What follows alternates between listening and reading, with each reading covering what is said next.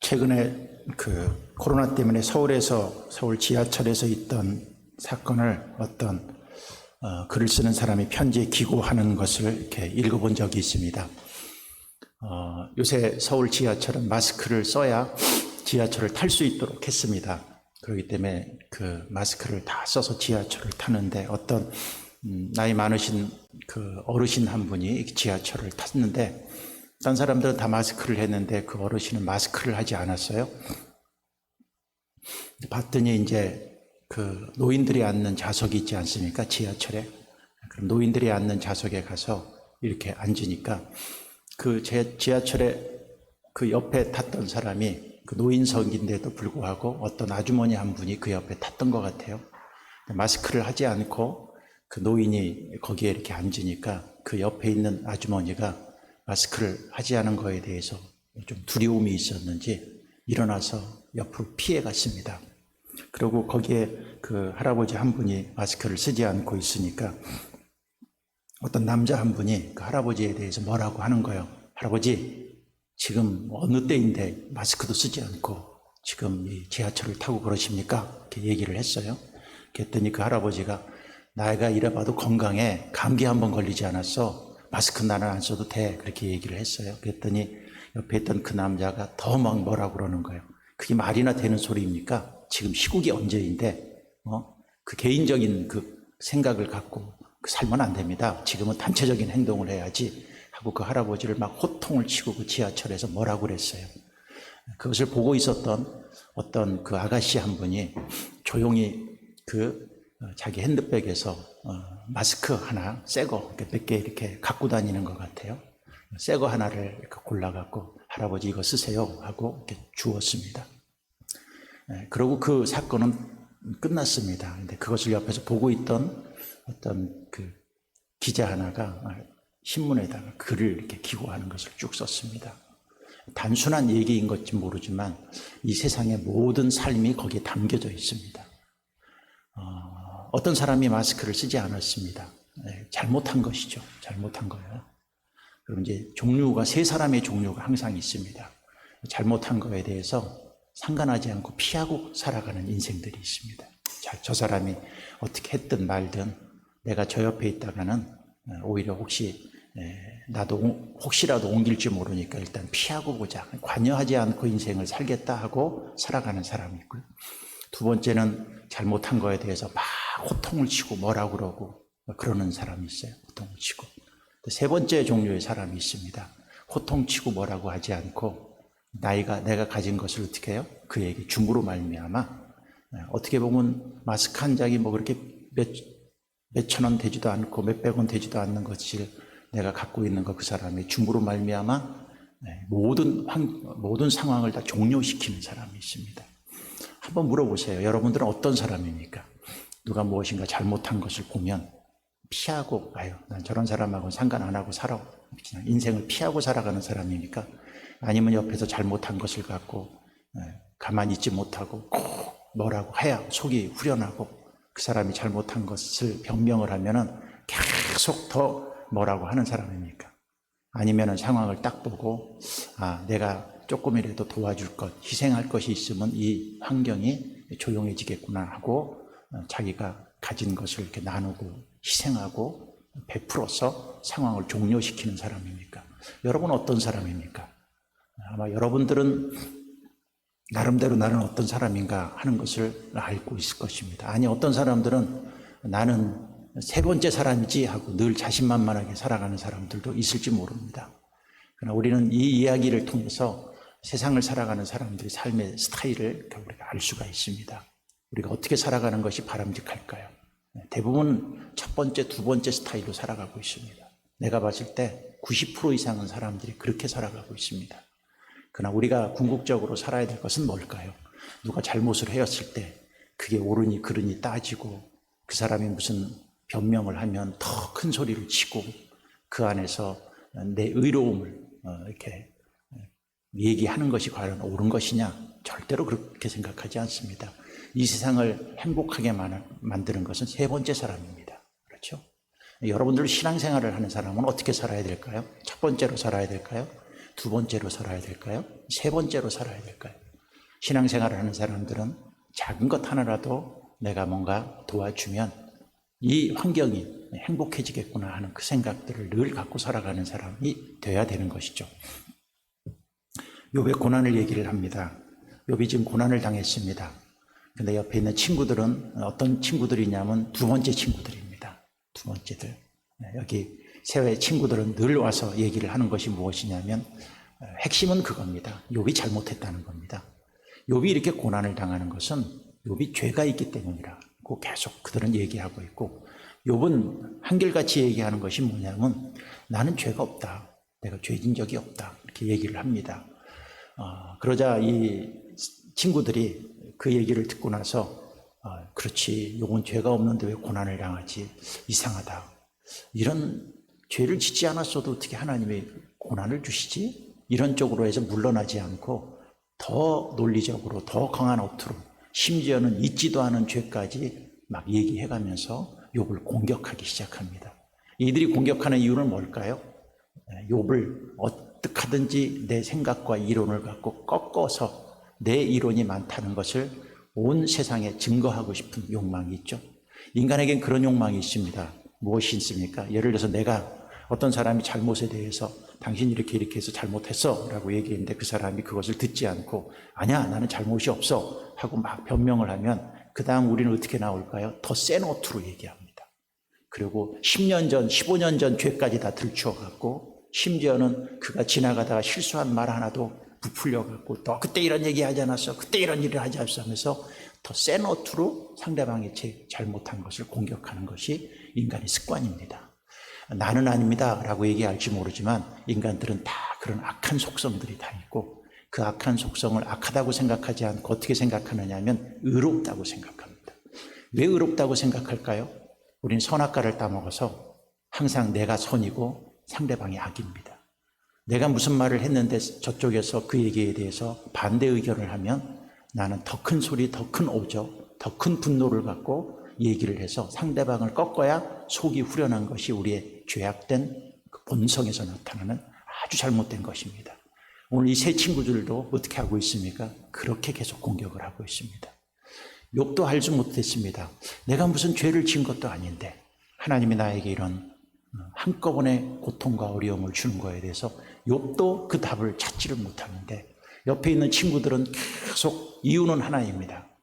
세 친구들이 초점은 다르지만 결국은 뭐냐면 이 세 친구들이 갖고 있는 것은 네가 고난을 당하는 것은 네가 지은 죄 때문이라는 거예요. 죄.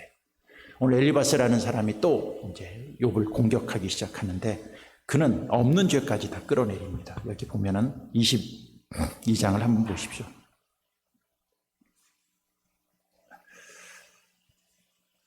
22장 2절을 보면 사람이 어찌 하나님께 유익하게 하겠느냐? 지혜로운 자도 자기에게 유익할 따름이니라. 내가 의로운들 전능자에게 무슨 기쁨이 있겠으며 내 행위가 온전한들 그에게 무슨 이익이 되겠느냐? 내 행위가 옳다고 욥이 계속 얘기하니까 네 행위가 옳은들 하나님 앞에 무슨 유익이 되겠느냐 하고 따져 들어갑니다. 근데 이것은 잘못한 얘기입니다. 왜 그러냐면 우리가 알다시피 욥은요 너무 깨끗하고 의롭게 살아서 하나님이 자랑했던 사람입니다. 심지어는 사탄에게도 너 이렇게 훌륭한 의인을 본 적이 있느냐 하고 하나님은 의인인 욥을 어떻게 했어요? 자랑했는데 여기 엘리바스는 자기의 그 알량한 의 갖고 알량한 선 갖고 뭐라고 그러냐, 네가 의로운들 하나님의 무슨 유익이 있겠느냐 그렇게 얘기합니다. 하나님은 우리가 의롭게 살면요 너무 좋아하십니다. 왜 하나님에게 유익이 없겠습니까? 하나님 우리를 사랑하십니다. 우리가 올바로 살려고 애쓰고 우리가 하나님 앞에서 바로 살려고 애쓰고 죄를 짓지 않고 믿음으로 살려고 애쓰고 믿음으로 살면 하나님이 얼마나 기뻐하시는데, 오늘 이 엘리바스는 자기의 잘못된 논리를 갖고 또 욥을 공격하는데 심지어는 어떻게 공격하느냐 하면 5절에 이렇게 얘기합니다. 내 악이 크지 아니하냐? 내 죄악이 끝이 없느니라. 까닭 없이 형제를 볼모로 잡으며 헐벗은 자의 의복을 벗기며 목마른 자에게 물을 마시게 하지 아니하며 줄인 자에게 음식을 주지 아니하였구나. 권세 있는 자는 토지를 얻고 존귀한 자는 거기에서 사는구나. 너는 과부를 빈손으로 돌려보내고 고아의 팔을 꺾는구나. 그러므로 올무들이 너를 둘러있고 두려움이 갑자기 너를 엄습하여 어둠이 너로 하여금 보지 못하게 하고 홍수가 너를 덮느니라 그랬습니다. 여기 보면 6절에 보면 까닭없이 형제를 볼모로 잡으며 헐벗은 자의 의복을 벗기며 목마른 자에게 물을 마시지 아니하며 이 일을 욥이 한 적이 없습니다. 욥이. 근데 지금 엘리바스는 누구의 기준으로 보느냐 하면 늘 인생은 자기 기준으로 남의 죄를 보는 좋지 못한 습관이 있습니다. 항상 죄를 볼 때 내 기준으로 봅니다. 내 기준으로 봤을 때 예를 들어서 이럴 수가 있죠. 욥이 어떤 사람들이 물 얻으러 왔는데 주지 않는 모습을 봤는지 아니면은 그 엘리바스가 그 사람에 대해서 냉정한 모습을 한번 봤는지 그거는 모르겠어요. 근데 여기에 목마른 자에게 물을 마시게 하지 않았다 이렇게 얘기하는데 여러분 알다시피 욥은 그런 사람이 아닙니다. 어려운 사람, 불쌍한 사람을 자기가 도왔다고 성경에서 얘기하고 이 얘기들이 여기도 많이 나타나고 있습니다. 근데 이 엘리바스는 뭡니까? 자기 기준을 갖고 욥을 평가하고 비난하고 비판하기 시작합니다. 우리가 남의 죄를 이렇게 들추어낼 때 기준이 항상 누구 기준이에요? 자기 기준입니다. 내 기준을 갖고 상대방의 죄를 뭐라 그러고 상대방이 짓지도 않는 죄를 갖고 막 들추어내고 상대방이 하지도 않는 행동을 갖고 막 떠들고 다닙니다. 이것이 뭡니까? 추측하는 거예요. 추측하는 거예요. 있지도 않고 보지도 않은 것을 자기가 생각해서 막 뭐라고 하는 거. 부자들은 당연히 고아를 착취해갖고 부자가 됐겠지. 부자들은 가난한 사람의 것들을 착취해갖고 부자가 됐겠지. 누구 생각이에요? 다 자기 생각이에요. 있지도 없는 얘기죠. 네. 우리도 조심할 게 있습니다. 저도 가끔 목회를 하다 보면 사람들이 추측해서 제 죄를 막 정리를 하시는 분들이 있어요. 있지도 않은 얘기를 자기는 내 생각에는 이럴 것 같아. 내 생각엔 이럴 것 같아 하고 막 얘기를 해요. 그래서 내가 깜짝깜짝 놀랄 때가 있습니다. 있지도 않은 일을 자기 상상으로 막 추측을 해서 이럴 것이다. 그러면은 그 죄가 아닌 것이 들추어났어요. 자기는 이럴 것이다 라고 얘기를 했는데 그 죄가 아닌 것이 얘기했으면 적어도 나한테 와서 사과를 해야 됩니다. 그렇죠. 자기가 추측해갖고 쓸데없는 얘기들을 하고 돌아간 거에 대해서 사과를 해야 되는데 절대 한 번도 저한테 와서 사과한 사람은 없습니다. 왜? 자기가 추측해서 잘못했을지라도 자기가 하나님이거든. 자기가 하나님이에요. 그러니까 그거에 대해서 사과하거나 잘못했다고 인정하지를 않는 것이 인간의 죄된 성품입니다. 나는 안 그럴까 생각하는데 보니까 나도 그런 성품이 있습니다. 여러분들은 안 그럴까요? 새벽 기도에 나왔는데 우리도 그런 성품들이 있습니다. 이 엘리바스와 같이 이런 성품을 갖고 있지도 없는 죄를 추측해서 욥과 같은 의인에 대해서 이렇게 악을 얘기하고 계속 끈질기게 저 고난이 당한 것은 죄 때문이다. 죄 때문입니다. 죄다. 욥이 인정하지 않으니까 있는 죄 없는 것까지 다 자기가 추측해서 저 사람이 이런 죄를 지었을 것이다 라고 집요하게 공격을 합니다. 근데 엘리바스만 이럴까요? 우리들은 이런 죄된 습성과 죄악된 모습이 없을까요? 여러분 우리도 예외가 아닐 수가 있는 것이죠. 그래서 우리가 고난을 당하고 누가 어려움을 당하고 힘든 일을 당했을 때 함부로 추측하지 마십시오. 함부로 내 기준을 갖고 이럴다 저럴다 결론 내리지 말고 심지어는 어떤 사람들이 예언까지 하는 사람이 있어요. 저 사람이 이렇게 되니까 앞으로 이렇게 될 것이야. 여러분이 무슨 그런 예언의 은사가 있습니까?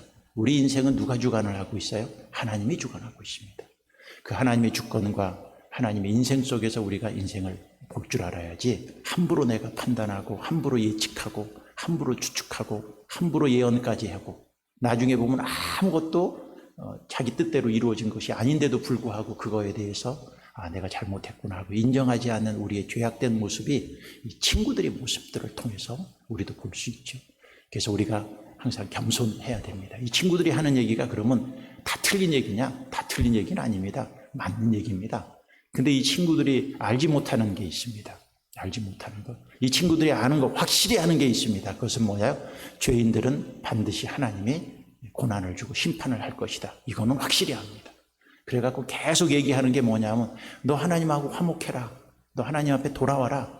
네가 회개하면 하나님이 너를 살려주시고 도와주시고 함께 해주실 것이다. 이 얘기를 계속하고 있습니다. 엘리바스도 그렇게 얘기하면서 이렇게 너는 죄인이라고 계속 얘기합니다. 여기 예를 들어서 22장 5절 보십시오. 내 악이 크지 아니하냐 내 죄악이 끝이 없느니라. 계속 욥이 무엇이 있다고 그래요? 네 죄악이 끝이 없다는 거예요. 네 악이 크다는 거예요. 크다는 거예요. 그러면서 21절에 그가 답까지 예언합니다. 너는 하나님과 화목하고 평안하라. 그리하면 복이 내게 임하리라. 청하건대 너는 하나님의 입에서 교훈을 받고 하나님의 말씀을 내 마음에 두라. 내가 만일 전능자에게로 돌아가면 내가 지음을 받을 것이며 또 내 장막의 불의를 멀리하리라. 여러분, 이 얘기가 맞는 얘기예요? 틀리는 얘기예요? 하나님과 화목하면 평안하고 복이 임한다는 말이 맞아요? 틀려요? 우리도 이런 얘기 잘해요? 못해요? 우리도 뭐 이런 얘기 합니다. 누가 죄를 지어서 어려움을 당하면 너 죄 때문이야, 죄 때문이야. 그러나 또 회개하고 하나님과 화목하면 하나님이 너를 도와주실 거야. 회복시켜 주실 거야. 여러분, 이런 얘기 우리를 잘해요? 하지 않아요? 잘해요? 하지 않아요? 안 한 것 같이 앉아있지 마세요. 우리들은 늘 이런 생각을 갖고 접근을 합니다. 근데 이 생각이 틀린 것은 아닙니다. 틀린 것은 아니지만 이 생각은 반쪽짜리 생각입니다. 지금 현재 여기서의 문제는 뭡니까? 죄인이 고난을 당해서 하나님 앞에 나와서 회개하면 하나님이 회복해 주실 것이라는 이 얘기가 아니에요. 욥기의 얘기는. 이거는 주제와는 전혀 상관없는 것이고 이 욥기를 통해서 하나님께서 우리에게 주시고자 하는 교훈과는 하나도 맞지 않는 얘기입니다. 이 얘기들은 전부 다 누구 얘기예요? 인간적인 입장에서 하나님을 믿는다고 하는 친구들의 이야기들이에요. 그 친구들의 이야기는 또 누구들의 얘기일 수 있어요? 나의 이야기일 수도 있습니다. 지금 여기서의 문제는 뭘까요? 의인이 왜 고난을 당하느냐의 문제예요. 죄인이 왜 고난을 당하느냐의 문제가 아니에요. 죄인이 고난을 당하면 이렇게 하나님과 화목하고 하나님 앞에 돌아오면 하나님이 이렇게 해주실 것이다. 이 얘기가 성경에 많아요. 근데 지금 욥기는 그 얘기를 하는 게 아니에요. 의인이 왜 고난을 당하느냐의 얘기예요. 의인이 왜 고난을 당하느냐는 것을 답을 모르면 우리 신앙은 빵점입니다. 빵점. 늘 정죄하고 누가 어려움을 당하면 비난하고 누가 잘못하고 있으면 자기가 막 예언까지 하고 추측하지 하고 답을 막 해가면서 늘 자기가 옳다고 생각하는데 그것은 어리석습니다. 이렇게 얘기를 하는 사람들의 마음속에 무엇이 있느냐면 그 속에 자기의가 강해서 그랬습니다. 자기의가. 그 얘기가 무엇을 보고 할 수 있냐면 22장 18절을 보십시오. 22장 18절. 하나님이 좋은 곳으로 그들의 집에 채우셨느니라. 악인의 계획은 나에게서 머니라 그랬습니다. 악인의 계획은 나에게서 멀다는 것은 엘리바스는 나는 악인들이 사는 그러한 삶과 계획과는 상관없다는 거예요. 나는 의롭다는 거예요. 지금 엘리바스는 나는 의롭고 욥 너는 죄인이다. 죄를 지어도 보통 지은 게 아니라 큰 죄를 지었는데 너 하나님 앞에 돌아오고 회개하면 하나님이 너 회개해 주실 거야. 여러분 이런 논리를 갖고 피는 데 있어서 가장 악한 것이 뭐냐? 내가 어떻다고 생각하는 거예요? 나는 악인 걸로는 상관없다.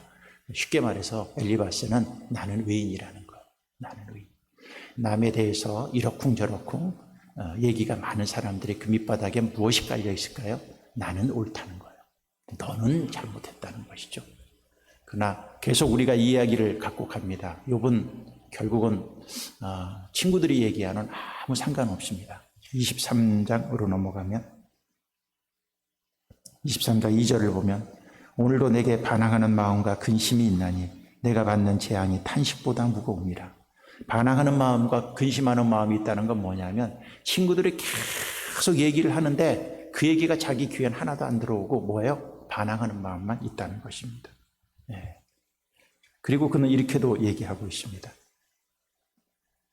26장으로 넘어가면 26장 1절에 보면 욥이 대답하여 이르되 내가 힘없는 자를 참 잘 도와주는구나. 기력 없는 팔을 참 잘도 구원하여 주는구나.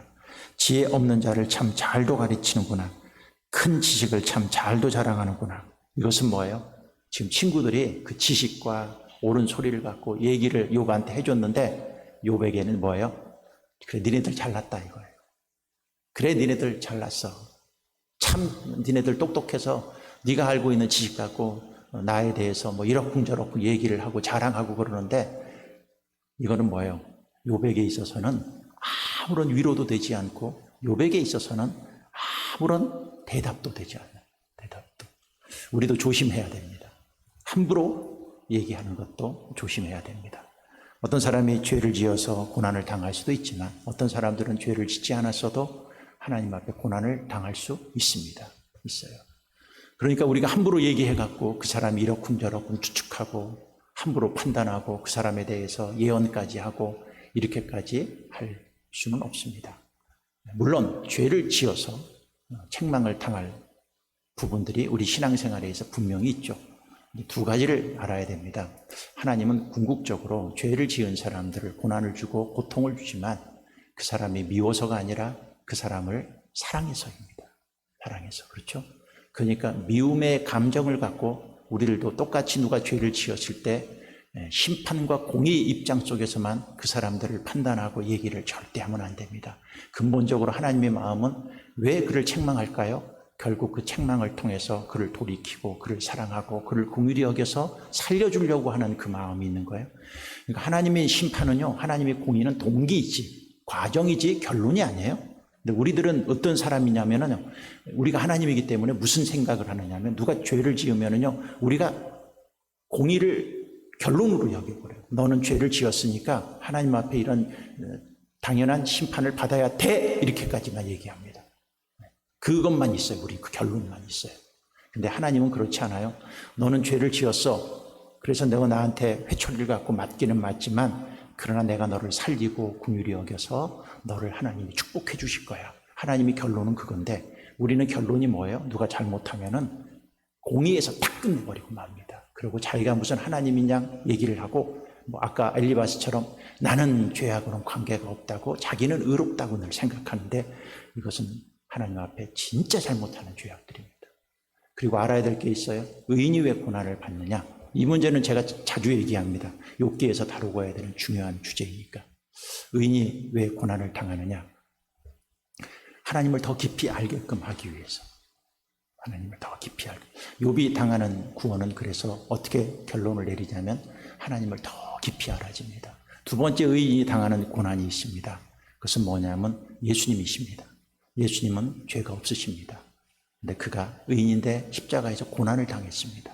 그러므로 말미암아 죄 있는 인간들이 다 구원을 받았습니다. 의인이 고난을 당하는 목적이 있습니다. 죄인은 고난을 당해도 정신을 못 차리기 때문에 하나님이 결론적으로 내리는 뭐냐면 의인이 그 죄인이 지은 죄를 담당해서 죄인들을 살리기 위해서 하나님이 의인이 고난을 당하게 하는 거예요. 의인이 고난을 당하는 것이 구속의 결론입니다. 의인이 고난을 당하는 것이 온 인류를 살리는 것입니다. 의인이 고난을 당함으로 말미암아 가정이 일어나고 여러분 교회가 살고 민족이 살아납니다. 그러니까 죄인이 고난을 당하는 가치는요 어떻게 보면은 100에서 10밖에 안 됩니다. 의인이 고난을 당하는 것은요 인류를 살리는 것이니까 그게 하나님의 결론이고 하나님이 이 땅을 이끌어가는 목적이고 이 땅을 이끌어가는 하나님의 큰 섭리 중에 하나입니다. 아까 제가 결론을 내립니다. 아까 제가 간단한 얘기를 했어요. 지하철에서 있었던 사건. 그 사건을 어떻게 조용해졌습니까? 한 아가씨가 의로운 마음을 갖고 자기가 갖고 있는 것을 그에게 주었을 때 그 장면이 아름다운 장면, 축복의 장면으로 딱 끝나버립니다. 한 가지 예지만 우리가 살고 있는 삶의 모든 모습 속에서 여러분들이 그런 마음을 갖고 살아가면 모든 일들이 다 종결이 됩니다. 모든 일들이 완성이 됩니다. 모든 일들이 회복이 됩니다. 모든 일들이 살아납니다. 그렇죠? 예수님이 의인인데도 불구하고 우리를 위해서 죽으심으로 말미암아 온 인류가 살아납니다. 교회가 생겼습니다. 그럼 교회 다니는 우리들에게 있어서도 삶의 목적은 무엇이어야 될까요? 내가 죄가 없어?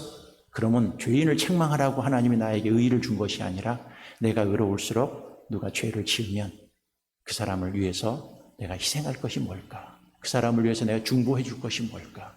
그 사람을 위해서 내가 도와줄 것이 무엇일까? 이런 마음을 갖고 살아가면 교회는 살아납니다. 그렇죠? 근데 만약에 나는 의인인데 저놈이 죄를 지었어. 그러면서 그 죄진 거에 대해서 다다다다닥거리고 다다다닥거리고 다다다닥거려요. 여러분, 정의가 있는 교회는요 망합니다. 정의가 살아있는 교회는요 망합니다. 정의가 살아있는 나라는요 망합니다. 우리나라가 정권을 바꿀 때마다 정의 하지만 나라 정치 제대로 하는 거 봤습니까? 정치가 제대로 되어 나갑니까? 결국은 뭐예요? 의인이 고난을 당할 때 살아납니다. 정치도 살고 교회도 살고 민족도 살고 가정도 살아나는 것입니다. 내가 어떤 사람입니까? 제가 아까 지하철에서 있었던 사건이 아무 사건도 아닌 것 같지만 나는 어떤 사람인가 나를 돌아보고 오늘 이 새벽에 하나님 나도 의인이 왜 고난을 당해야 되는지 그 이유를 깨닫고 주님이 주시는 하나님의 섭리에 따라 살아갈 수 있는 저희들이 되게 해달라고 기도하는 여러분들이 되시기를 바라겠습니다. 기도하겠습니다. 하나님 감사합니다. 욥은 의인입니다. 하나님이 자랑했던 의인입니다. 그가 고난을 당합니다. 그 친구들은 네가 죄 때문에 이 고난을 당했다고 계속 죄 갖고 얘기하고 있습니다. 욥은 알 수가 없었습니다. 그러나 욥은 하나님을 향해서 갑니다. 그가 오늘 했던 말씀이 있습니다. 그가 나를 단련하신 후에는 정금같이 나오리라고 얘기했습니다. 하나님은 의인을 단련시킵니다. 정금을 만들기 위해서, 더 하나님을 깊이 알게 하게끔 하기 위해서. 오늘도 우리가 인생을 살아가고 신앙생활을 합니다. 나는 어떤 종류의 사람입니까? 이 세 친구의 의의 관을 갖고, 의의 가치관을 갖고 나는 혹시 살고 있지는 않습니까?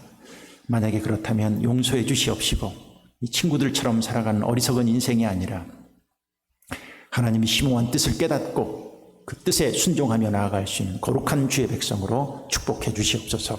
예물드린 손길들 축복해 주시옵시고 이들에게도 하나님 동일한 은혜를 주시고 축복을 주시고 고난을 이겨 승리하는 거룩한 주의 백성으로 축복해 주시옵소서. 예수님 이름으로 감사하며 기도드렸사옵나이다. 아멘. 하늘에 계신 우리 아버지여, 이름이 거룩히 여김을 받으시오며 나라가 임하였으며 뜻이 하늘에서 이루어진 것 같이 땅에서도 이루어지이다. 오늘 우리에게 일용할 양식을 주시옵고 우리가 우리에게 죄 지은 자를 사하여 준 것 같이 우리 죄를 사하여 주시옵고 우리를 시험에 들게 하지 마시옵고 다만 악에서 구하시옵소서. 나라와 권세와 영광이 아버지께 영원히 있사옵나이다. 아멘. 오늘 말씀을 붙들고 하나님, 우리 인생에 있어서 고난의